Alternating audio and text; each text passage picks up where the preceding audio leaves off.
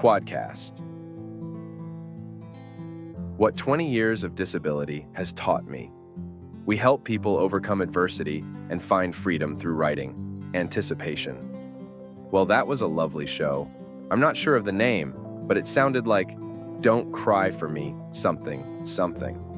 In fact, it was the first musical I'd seen in several years. Pretty sure the one before this was Wicked. I've always felt a comfortable normality in going to the theater. After the show was kind of cool, too. I was hobnobbing it in some fancy bar drinking Italian soda. The night was warm. There was a buzz around the city.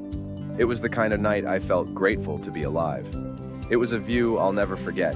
St. Kind Road, big trees, fairy lights flowing, and people smiling and laughing everywhere. For once, my disability did not ruin the experience. For once, I really did feel normal. It was beautiful. But as the saying goes, all good things must come to an end.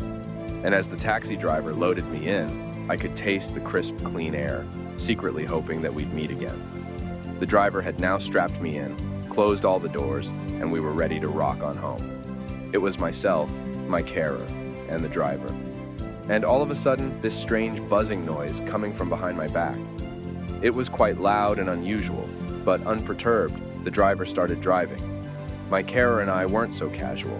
Immediately, we checked it out.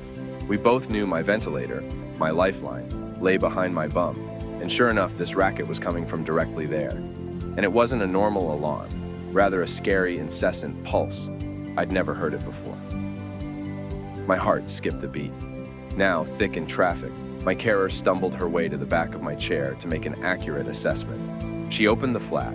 She said all she could see was bright red flashing lights, and the words, "Power failure, imminent shutdown," clearly displayed on the screen.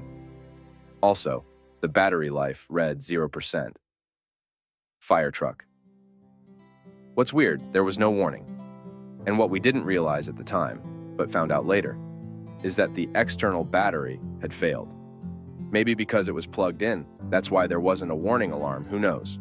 What I did know, though, I was about 20 minutes from home and about to have no air. The driver was oblivious to any of this. It was time for quick decisions. Ambulance, PowerPoint, beer, or stick it out in the taxi and hope for the best. We went with the taxi, but we didn't do it blindly.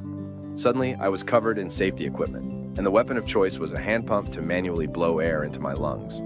We talked through the plan about 8 times. We just knew an ambulance would be at least 10 minutes away. To find a PowerPoint and have the taxi driver unload me, again, at least 10 minutes.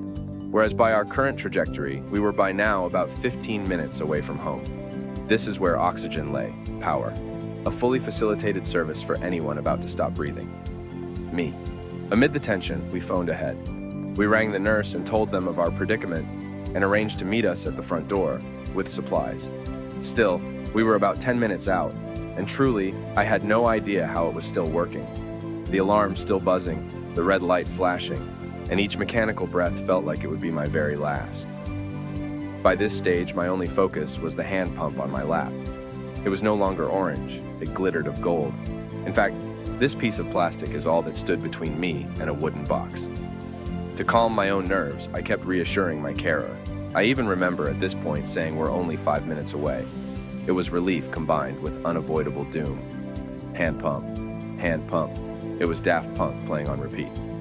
I think the taxi driver even twigged onto the situation at this stage, and as we approached my street, it was just like one of those slow-motion marathon scenes. Alarms buzzing, hearts thumping, the finish line in sight. I was home. I was alive. The nurse met us, rushed me inside to power, and just like that, the ordeal was over. Kudos to my carer. I remember both sitting down in the lounge room, pale-faced, and saying what freaking musical.